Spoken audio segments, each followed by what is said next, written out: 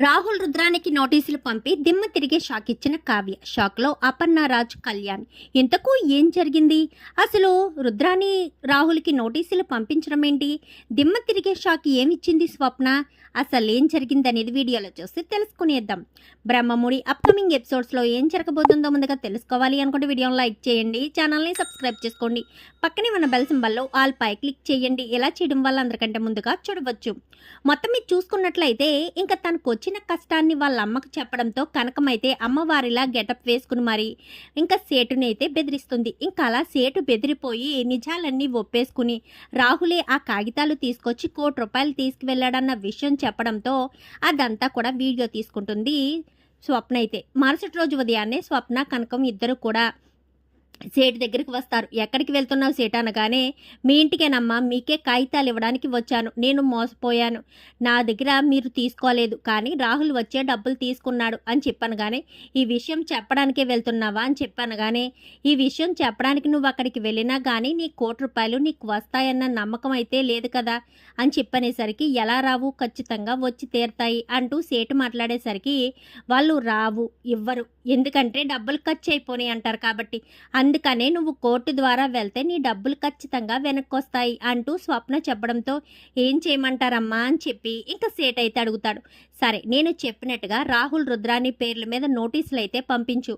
Forgery సంతకాలు పెట్టి నా దగ్గర కాగితాలు తాకట్టు పెట్టి ₹1,00,00,000 తీసుకువెళ్లారని, ఆ సంతకం ఫోర్జరీ అని వాళ్ళకే నోటీసులు పంపించు. ఖచ్చితంగా నువ్వు ఇచ్చిన ₹1,00,00,000 వెనక్కి వస్తాయి అని చెప్పి స్వప్న సలహా ఇవ్వడంతో సరేనని వెంటనే లాయర్ దగ్గరికి వెళ్ళి రుద్రాని రాహుల్ పేర్ల మీద అయితే నోటీసులు పంపిస్తుంది. ఇంకా నోటీసులు రావడంతో ఇంకెవరికి వస్తాయి నోటీసులు? అయితే కళ్యాణ్ అనామికకు విడాకులు ఇస్తాడు, లేదా కావ్యరాజుకు విడాకులు ఇస్తుంది. అంతే కదా, మన ఇంటికి అంతకుమించి నోటీసులు ఏమొస్తాయిరా, వెళ్ళి తీసుకో అంటూ ఇంకా రుద్రాని మాట్లాడేసరికి, అవునమ్మా, ఏదో కోర్టు నోటీసే, నేను చెప్పాను కదా, ఏ అనామిక, కళ్యాణ్కి విడాకులు ఇస్తున్నావా ఏంటి అంటూ ఇంకా ధాన్యలక్ష్మి అనగానే, నేనెందుకు అలాంటి పిచ్చి పని చేస్తాను, నేనేం చేయలేదు అని చెప్పనేసరికి, కావ్య కూడా అలాంటి పిచ్చి పని ఏమీ చేయదు, ఆ నోటీసులు ఎవరికొచ్చాయో ఓపెన్ చేసి చూస్తే తెలిసిపోతుంది కదా రుద్రాని, ఎందుకు పైపైన మాటలు మాట్లాడడం అంటూ ప్రకాశం మాట్లాడేసరికి, సరేరా నువ్వు ఓపెన్ చేసి చూడు అంటూ ఇంకా రుద్రాని అయితే అంటుంది. వెంటనే ఆ కాగితాలు ఓపెన్ చేసి చూడడంతో ఒక్కసారిగా రాహుల్ షాక్ అయిపోతాడు. అమ్మ, ఇవి మనకొచ్చిన నోటీస్ కాగితాలే అని చెప్పాను, కానీ మనకి నోటీస్ రావడం ఏంట్రా? అదే ఆ సీటు దగ్గర మనం కాగితాలు పెట్టి డబ్బులు తెచ్చాం కదా, అవి ఫోర్జరీ సంతకాలని సేటు కోర్టులో నోటీసు చేశాడు, కోర్టులో కేసు వేసినట్టున్నాడు అని చెప్పనేసరికి, అదెలాగరా, దానికి మత్తుమంది ఇచ్చి మరీ సంతకాలు పెట్టించుకున్నాం కదా, అవి ఫోర్జరీ సంతకాలేంటి అంటూ ఇంకా ఇద్దరు ఆ కంగారులో నిజాలన్నీ బయట పెట్టేస్తారు. ఇంకప్పుడే స్వప్న అయితే వస్తుంది. విన్నారు కదా అమ్మమ్మ గారు, ఎవరు ఏం చేశారో, ఎందుకు ఏం చేశారో, ఎవరు సంతకాలు పెట్టించి నాకు మత్తుమంది ఇచ్చి సంతకాలు పెట్టించి ₹1,00,00,000 ఎవరు తెచ్చుకున్నారో విన్నారు కదా అని చెప్పి స్వప్న అనేసరికి, ఏంటి మమ్మీ ఇలా జరిగింది, మన నోటితో మనమే నిజాలు ఒప్పేసుకున్నట్టున్నాము అని చెప్పి కంగారు పడుతూ ఉండగా, అదేం కాదు, మాకేం తెలీదు, అయినా ఈ కోర్టు కాగితాలు మాకెందుకు వస్తాయి, మేమేమన్నా అప్పు చేసామా ఏంటి, నీ కాగితాలు మేము దొంగతనం చేశామా అంటూ ఇంకా రుద్రాని, రాహుల్ ఇద్దరు కూడా మాట మార్చడానికి ట్రై చేస్తూ ఉండగా, మీరే నా దగ్గర కాగితాలు తీసుకొచ్చారు అంటూ సేటు అయితే వస్తాడు. సేటు రావడంతో ఒక్కసారిగా ఇంకా రుద్రాని, రాహుల్ ఇద్దరు కూడా షాక్ అయిపోతారు. ఏంటి సేటు, మా పేరు మీద కాగితాలు పంపించావు, ఆ కాగితాలు స్వప్న పేరు మీద కదా పంపించాలి, పొరపాటున మా పేరు మీద పంపించేసావా ఏంటి, నువ్వు డబ్బులు ఇచ్చింది స్వప్నవు కదా అని చెప్పనగానే, కాదు, నేను రాహుల్కే డబ్బులు ఇచ్చాను అని చెప్పి సేటు అయితే అంటాడు.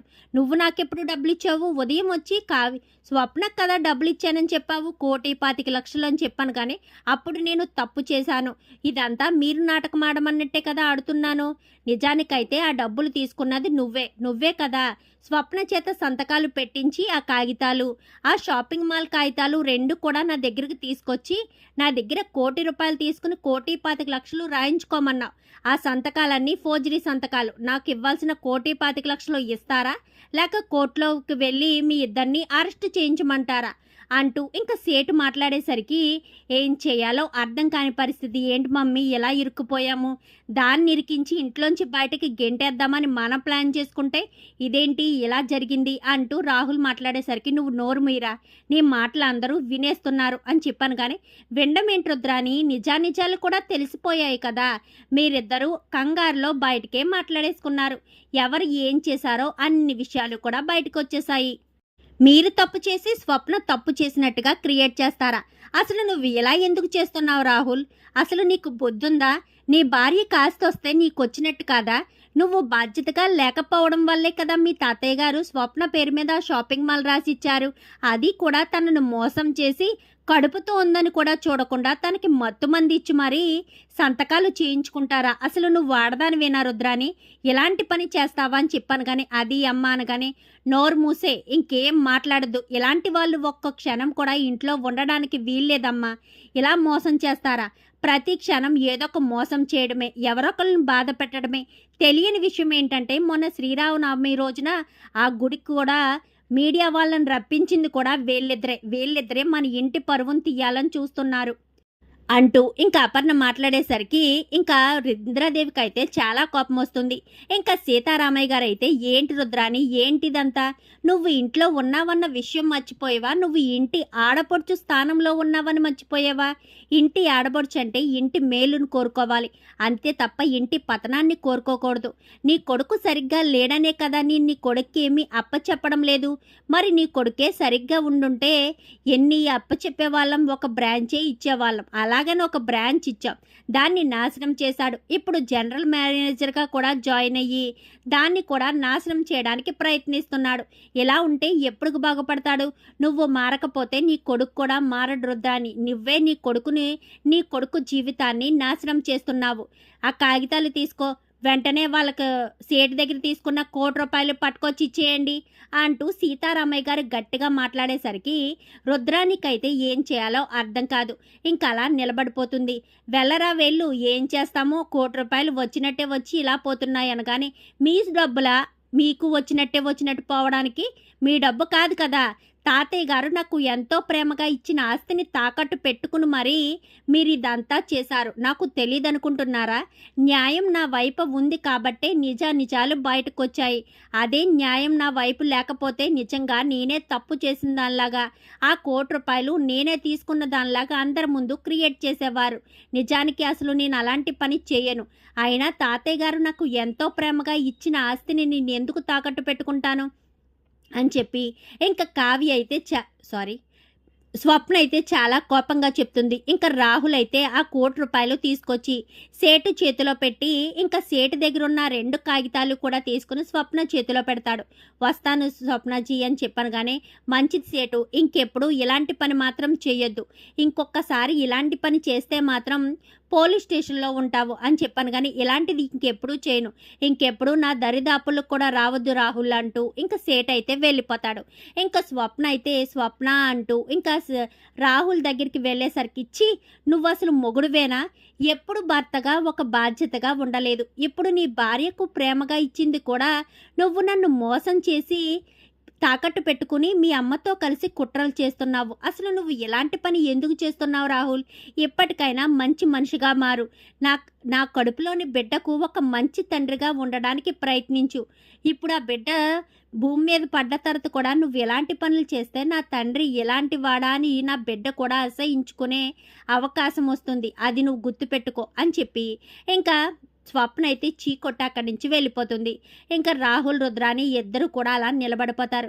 ఏంటి రుద్రాని, వేసుకున్న ప్లాన్ మొత్తం అట్రప్లాప్ అయినట్టుందే. మోసం చేయాలనుకుంటావా?